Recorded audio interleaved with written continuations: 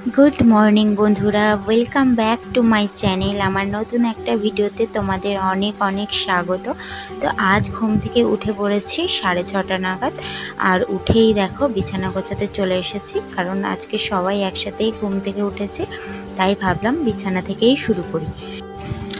আর রাত্রেবেলা করে না মশারি খাটিয়েই আমি ঘুমাই, কিন্তু মাঝে মাঝে পলাশের জন্য মশারিটা খাটাই না। তো মশারি খাটানো আমার মায়ের কাছ থেকেই অভ্যেস হয়ে গেছে। আর দেখো আমি এমনই মাথা মোটা, তো গুড নাইট লিকুইড মানে যেটা ওই কারেন্টের জ্যাকে দেয় ওটাও চালিয়ে দিই, আবার মশারিও খাটাই। তো আমার মতো তোমরাও কী কী করো এরকম কমেন্ট করে জানিও। তো দেখো আমি তারপরে ঝাড় দিতে চলে এসেছি। আর বাইরের বারান্দা মানে মাদের ঘর, তো মাই ঝাড় দিয়ে মুছে নেয় সকালে উঠে, আরও সকালে উঠে। তো মা তো উঠে যায় প্রায় 5টা 5:30 নাগাদ, তো আমার উঠতেই একটু দেরি হয়ে যায় এই আর কি। আর আমি দেরি করে উঠি বলতে আমি 6:30টার মধ্যেই উঠে পড়ি, আবার কত তাড়াতাড়ি উঠবো তাই না। আর সাহেববাবু রাত্রেবেলা অনেক জ্বালাতন করে, সেই জন্য আরও সকালে উঠতে না শরীরটা কেমন ম্যাচ ম্যাচ করে। তো দেখো আমার কাজবাজ প্রায় শেষ, আর উপরে চলে এসেছি। আর উপরের ডালপালাগুলো না মা কেটে দিয়েছে, মানে যে গাছ ডালপালাগুলো ছাদের উপর এসেছিলো তো কাঠকুটোর জন্য। আর দেখো সাহেববাবু সকাল সকাল গাড়ি নিয়ে ছাদে চলে এসেছে। আর আমার কাজবাজ যেহেতু হয়েই গেছে, সেই জন্য আমি ব্রাশ নিয়ে চলে এসেছি। তো ওর সাথে একটু দেখবো আর কি খেলাধুলো কেমন করে। তারপরে দেখো আমি দুধটা গরম করতে চলে এসেছি নিচে। আর এখন তো সব কাজই উনুনে হয়, কী যে সমস্যায় পড়েছি কি বলবো আর তোমাদের। তো এই একটু দুধ গরম, একটু জল গরম, তো একটু যাই করি না কেন সাহেববাবুর জন্য যেটুকু করি সেটুকুর জন্য আমার উনুন ধারেই আসতে হয় এখন। আর এখানে দেখো সাহেববাবু মাদুর বিছাচ্ছে, আর আমার তো ওর খাবারটা রেডি করা হয়ে গেছে। খাবার খাক আর না খাক, সময় সময় খাবারটা দেওয়া তো আমারই কর্তব্য তাই না। তো এই হলো ব্যাপার। আর ও সকালে যেহেতু ওর বাবার কাছে খেয়ে নেয়, তো দেখো অনেকগুলো জামা কাপড় আগের দিনে বাইরে মেলা ছিল, তো সেগুলোই আর কি মা তুলে রেখেছিল। তো তার মধ্যে আবার দেখছিলাম যে কয়েকটা জামা কাপড় ভিজে আছে, তো মা হয়তো ঠিকঠাক দেখে তোলেনি, সেই জন্য আবার সেগুলোকে আলাদা করে রাখলাম। আর যেগুলো ভালো করে মানে তুলে রাখার জিনিস সেগুলো আলাদাভাবে ভাঁজ করে রেখে দিলাম।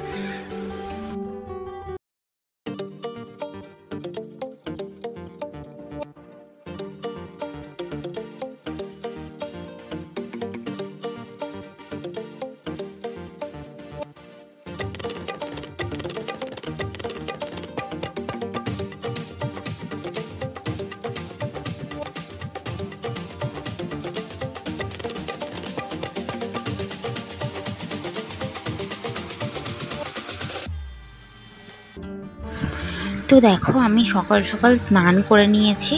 তো যেহেতু হাতে সময় ছিল, হাতে সময় থাকলে আমি স্নানটা করেই নিই। আর যেহেতু পলাশ এখন দেরি করে মানে 1 ঘন্টা প্রায় পরেই কাজে যায়, সেই জন্য মানে একটু হলেও কাজের চাপটা হালকা থাকে, তো সেই সময়টা আমি হাতে পেয়ে যাই। আর আমি এখন সকাল সকাল স্নানটা করে নিই। তো মাঝে মাঝে দেরি হয়ে যায়, সেগুলো কাজের চাপে বা সাহেববাবুর জন্য।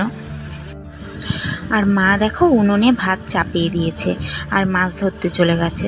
তো দেখো একদম ছোট ছোট মাছই হয়েছে, 3টে তেলাপিয়া মাছ হয়েছে আর একটা জাপানি পুঁটি হয়েছে। তো মাকে বলছিলাম আর কয়েকটা মাছ ধরো, যেহেতু ছোট ছোট মাছ হয়েছে তো সেই জন্য। তো মা আর কোনো মাছ ধরতে পারেনি, তো যে সেই জন্যই আর কি ওই 4টে মাছই ঝোল হবে পেঁপে দিয়ে। আর করছি পেঁয়াজি, আর পাঁপড় ভেজে নিয়েছি আগেই। তো মানে ওগুলো ঘরের পাঁপড়, আমাদের দেশ বাড়ি থেকে আমার জেঠিমা পাঠিয়েছিল, সেই পাঁপড়ই আর কি ভেজে নিয়েছি। আর এই বর্ষার সময় পাঁপড়গুলো এত কি বলবো ড্যামেজ হয়ে যায় না। তো বন্ধুরা এখন বাজে 11:50, আর বৃষ্টি শুরু হয়েছে কটার দিকে বলবো, ওই 10:30 নাগাদ বৃষ্টি শুরু হয়ে গেছে। তো ঝিমঝিম ঝিমঝিম ঝিমঝিম করে বৃষ্টি হতেই আছে। এদিকে রান্না বান্না করে বাসনগুলো মানে যেগুলো খুব দরকারি সেগুলোই একমাত্র যা করে ভিজে ভিজে মেজে নিয়েছি, কারণ আমাদের তো কলতলা একদমই ফাঁকা থাকে, মানে উপরে ছাউনি টাউনি কিছুই নেই, তো যার জন্য ভিজে ভিজেই কাজ করতে হয়। আর কল ছাড়া জল ছাড়া তো কোনো মানে বেশিরভাগ কাজই অসম্পূর্ণ সংসারের কাজ। তো সেই রকমই আর কি। স্নান টান তো সকালবেলাই করে নিয়েছি, আর ভিজিনি। কখন ঠান্ডা ঠান্ডা লেগে যাবে, আর আমার ঠান্ডা লাগা মানে আমার বাচ্চারও ঠান্ডা লেগে যাবে। তো সেই জন্যই আর কি এখনও কড়াই টড়াই সব কিছু পড়ে আছে, বাসন অনেকগুলোই পড়েছে। তো এখন মাজবো না, বৃষ্টিটা আগে পুরোপুরি থামুক, তারপরেই বাসনগুলো মাজবো। তো সাহেববাবু ঘুমিয়ে পড়েছে, ওকে স্নান করে দিয়েছি, 2-4টে ভাত খেয়েছে। তো এখন ভাবছি যে ওর সাথে আমিও ঘুমিয়ে নেব। আর এই বৃষ্টির ওয়েদারে তো একদমই ভালো লাগে না, কোনো কাজ করতেই যেন মন চায় না, মানে এই মেঘলা মেঘলা সারাক্ষণ আকাশ যদি পড়ে থাকে, তো সেই রকমই আর কি। তো চলো আমিও সাহেববাবুর সাথে একটু রেস্ট নিয়ে নিই। আর এখন কাজবাজ তেমন কিছুই নেই মানে কি, আমি করবো না এখন কিছুই, মানে করতে ভালো লাগছে না। তো চলো একটু রেস্ট নিই। তো মা আর ছেলে দুজনে মিলেই ঘুমিয়ে নিলাম। আর দেখো বিছানা থেকে নামার জন্য কীরকম মানে একা একাই নামার চেষ্টা করে।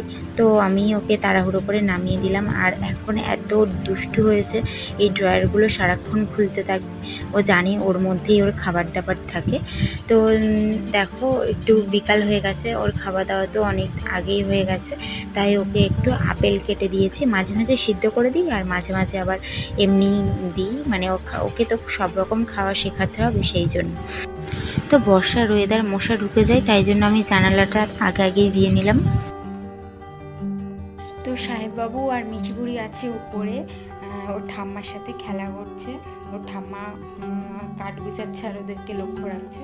তো এখনও ঝাড় টাড় দেওয়া বাকি আছে, আর কয়েকটা বাসন ছিল সেগুলো মেজে নিলাম।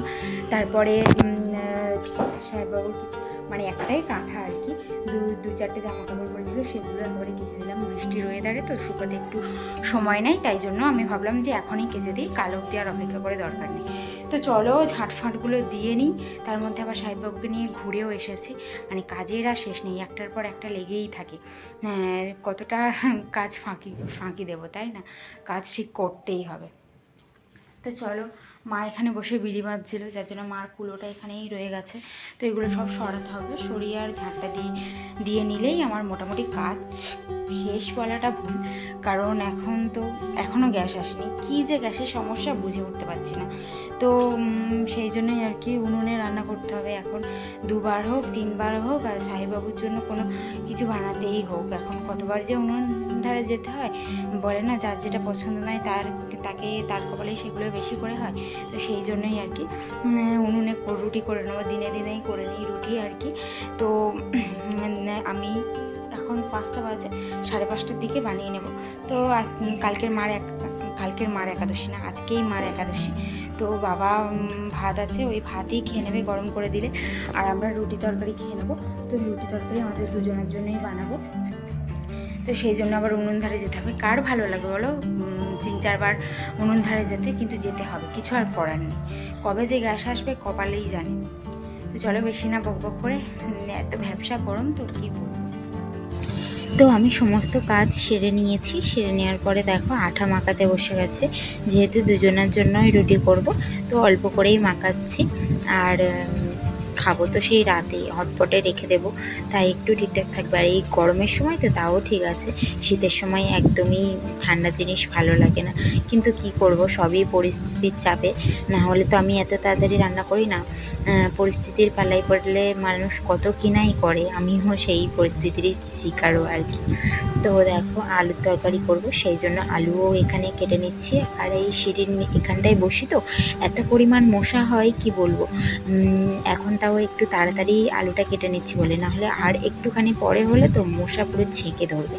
আর চলে এসেছে দেখো আমি উনুন ধারে, আর উনুন ধারে এসে এখন কাঠ এত স্যাঁতস্যাঁতে হয়ে গেছে যে কি বলবো, জ্বলতেই চায় না, যতই যাই করি না কেন। আর আমি ওই কেরোসিন তেল দিয়ে মানে উনুনটা ধরাই না, এমনি আগে জ্বালানোর চেষ্টা করি, তো জ্বলে যায়। যেহেতু মা কাঠগুলো একটু আগুনে রেখে দেয়, রান্না করে মানে করার পরে আগুনে উনুনের উপরে কাঠগুলো গুছিয়ে রেখে দেয়, একটু গরম থাকলে তাড়াতাড়ি ধরে যায়। তো এই নারকেল পাতাগুলো ছিল, এই নারকেল পাতা দিয়েই প্রথমে মানে আগুনটা ধরিয়ে নিই। তো বিকেলে করে আমি সচরাচর সাহেববাবুকে নিয়ে ঘুরি, না হলে ফোনে ভিডিও এডিট করি, না হলে একটু ফোন দেখি, ফোন করি কারোর কাছে। তো সেই সময়টা আর আমার কাছে নেই। এখন আমার বিকেলে এটাই রুটিন হয়ে দাঁড়িয়েছে, মানে বিকেলে রাতের রান্নাটা করে নিতে হয়। কি আর করব, কিছুই করার নেই। আর দেখো বারবার উনুন নিভে যাচ্ছে, মানে জালটা ঠিকঠাকভাবে ধরার না পর্যন্ত এরকম হতেই থাকবে।